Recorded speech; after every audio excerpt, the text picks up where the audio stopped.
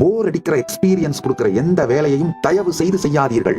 முதல்ல உங்களுக்கு இனிமையான அனுபவத்தை தரக்கூடிய உங்க வாழ்க்கையில நீங்க ரொம்ப பிடிச்சி எக்ஸைட்டட் அதை பண்ண கூட இந்த செயல்களை செஞ்ச பிறகு பயங்கர எக்ஸைட்டா இருக்கீங்க, டயர்டாவே ஆக மாட்டேன்றீங்க, ஃப்ரெஷ்ஷா இருக்கீங்க, போர் அடிக்க மாட்டேங்குது. அந்த மாதிரி ஒரு 10 செயல்களை எழுதுங்க. நான் என்ன சொல்றேன், உடனே நான் வேலையை விட்டா எனக்கு சாப்பாடு யார் போடுவாங்க, என் குடும்பத்தை யார் நடத்துவாங்க. சார் நீங்க உடனே வேலையை விடுங்க நான் சொல்லல. இப்ப 8 மணி நேரம் வேலைக்கு போயிட்டு இருக்கீங்க, அந்த வேலையில வர சம்பளத்துல தான் உங்க வாழ்க்கை நடத்துறீங்கன்னா உடனே வேலையை விடுங்க நான் சொல்லல.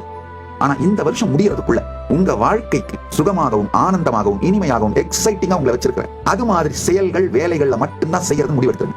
அப்ப இப்பத்துல இருந்து என்ன பண்ணுங்க, 8 மணி நேரம் வேலைக்கு போறீங்க, மீதி 16 மணி நேரம் உங்ககிட்ட தான் இருக்கு. அந்த டைம்ல இந்த ஆல்டர்னேட்டிவ் உங்களுக்கு ரொம்ப பிடிச்சமான விஷயங்களை செய்யறது மூலமா உங்களுடைய பொருளாதாரத்தை சேர்த்துக் கொள்ளுகிற அந்த செயல்களை துவங்குங்கள்.